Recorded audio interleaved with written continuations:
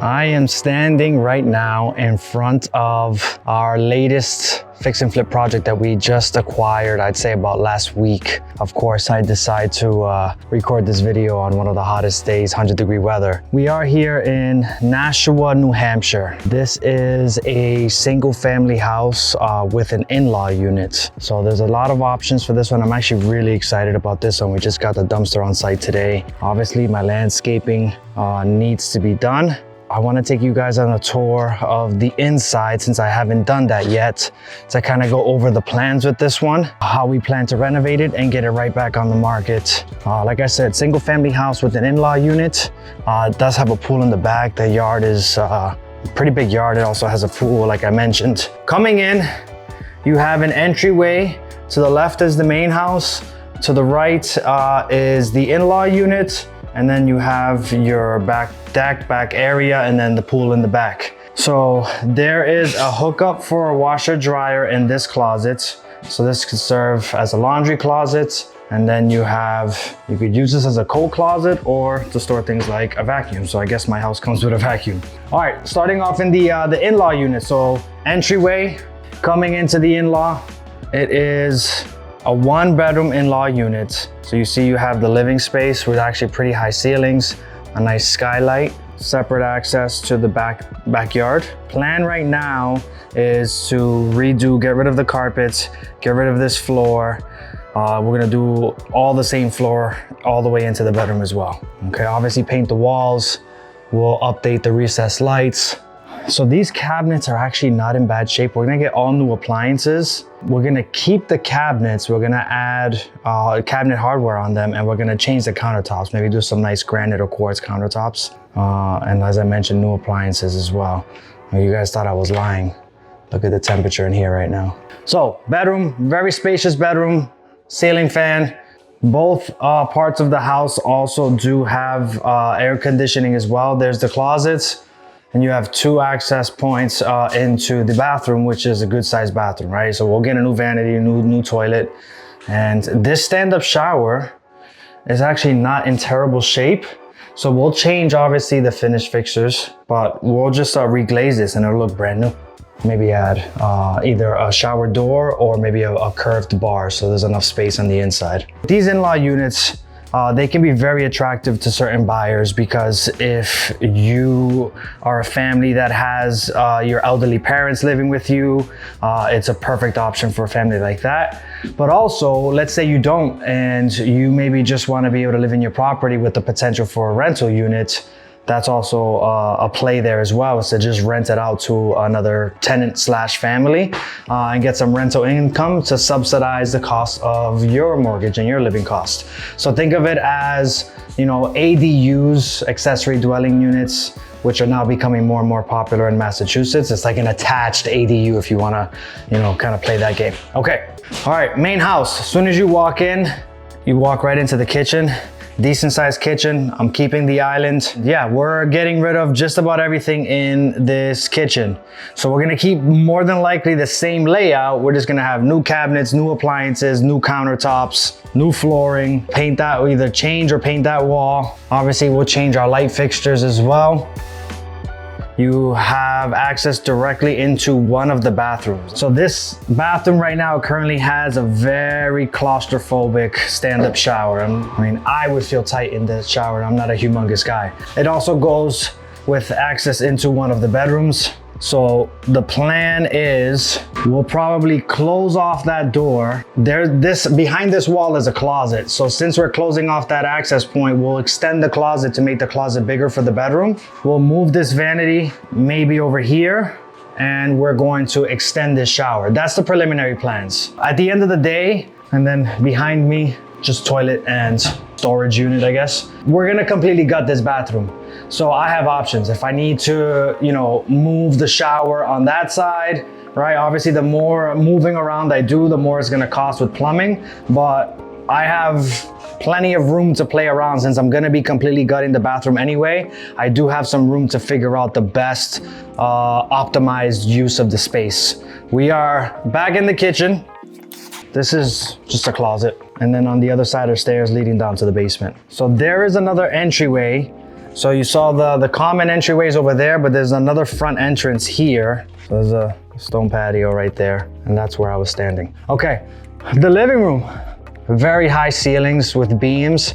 The carpet right now smells a little bit musty, so we're obviously going to be changing all of this flooring. We have a beautiful fireplace here, so I don't think I'm going to be touching this. However, I think I might just paint it so it has a nice color to it, and obviously paint the walls, fix, repair any damage to the walls. Apparently this house comes with an old school sewing kit. Maybe see if that could be worth any money there. Dining area. And then, so we saw bedroom number 1. There was 1 bedroom in the in-law unit. There are 3 bedrooms in the main house, so 4 bedrooms total. So first bedroom was attached to that bathroom, which by the end of the construction is no longer going to be attached to that bathroom. And then the other 2 bedrooms are here. So there's another bathroom here. Before we get into that bathroom, we'll talk about bedroom number 2. Again, we're getting rid of all of this carpet. One of the things I'm noticing is there is no ceiling light. And if you remember from previous properties like Hill House, Lowell, I like rooms with ceiling lights. So we'll probably be adding a ceiling light there. Closet. Bedroom number 3, again, no ceiling light. This is probably one of the only rooms in the house that has a nice hardwood floor. I think all of the rest where the carpet is just plywood, we already checked. So unfortunately, even though I love to preserve hardwood floor, we're probably not going to be keeping this. We might just to make the entire first level uniform, right? I wouldn't like to do either hardwood or LVP about the entire first level and not this room. This is the only room without the same flooring. So it's just not my style. So it pains me to say that I may end up getting rid of or covering this hardwood floor. Closet there. This closet actually butts into the bathroom number 3. Before we get into bathroom number 3, here's just another storage closet, linen closet. All right, this is another bathroom that is going to be completely gutted. You can see it's not very pretty, very outdated. Yellow toilet, yellow tub, no bueno. And then this space right here is part of that closet. A potential thing that we need to find out is this tub. Tubs normally need to be 60 inches. I don't know if this is 60 inches. I haven't measured it yet. I'm guessing it's not. So in order for us to extend this wall, we would have to steal space from the closet. So if we don't want to do that, then we may just end up changing the fixtures, replumbing it, make sure the valve is working properly, and refacing and reglazing this tub so it looks pristine white. But yeah, this bathroom is going to be completely gutted, right? Get rid of everything in here. There is a closet here. We might not end up needing this closet because we have a closet literally right outside right there. So to be determined on that one. Last part of the house is going down to the basement. Basement is actually pretty deceiving, but there's a lot of space down here. Let me see if my lights down here are working. All right, barely working. Okay, so we have a huge space here. We'll probably end up getting rid of this carpet and just put flooring on this bottom level. Another chimney there, storage closet there. And then you have more entertainment space here. So there's a lot of options, right? You have an option for a man cave down here. You have an option for a second living room. You have an option for a kid's room down here. I'm just gonna clean it up, nice flooring, painted walls, and leave that up to the new homeowner at their discretion what they want to do with this space down here. So the utility room is here. The lights are not working, so it doesn't make sense for me to show you, but the good thing is that all of my utilities are in very good shape. I did examine them before purchasing the house. Furnace is in great shape. Oil tanks have plenty of oil. It's oil heat. I also inspected the septics. There's 2 septic tanks. The in-law has its own septic and the main house has its own septic. I had them inspected. They're good to go. All of the mechanicals down here are good. I may have to do some updating of the electrical, like I said, adding recessed lights in the kitchen, adding ceiling lights in some of the bedrooms. But other than that, it's in great shape. There's another washer dryer down here. So there's 2 washer dryers, one at the entryway and one down here in the basement. Electric panels there. And then this is the space underneath our in-law unit. That's the plan with this Woodbury property. I almost forgot to show you guys the backyard. So let's go out there right now. you have entryway from the in-law and then the main house as well. There's also a slider in the living room, which you guys probably saw as well. So you have a nice, I guess called stone patio covered area here, perfect to have barbecue and hang out. Pool in the backyard. My grass is obviously overgrown. I'm gonna be getting a landscaper to clean all of this up. We have the side yard here. I'm gonna get the pool checked out. Wow. And then all of that yard. So there's also a wood patio there as well. So a very nice backyard, a lot of space, a lot of land here. We got some sheds over here as well.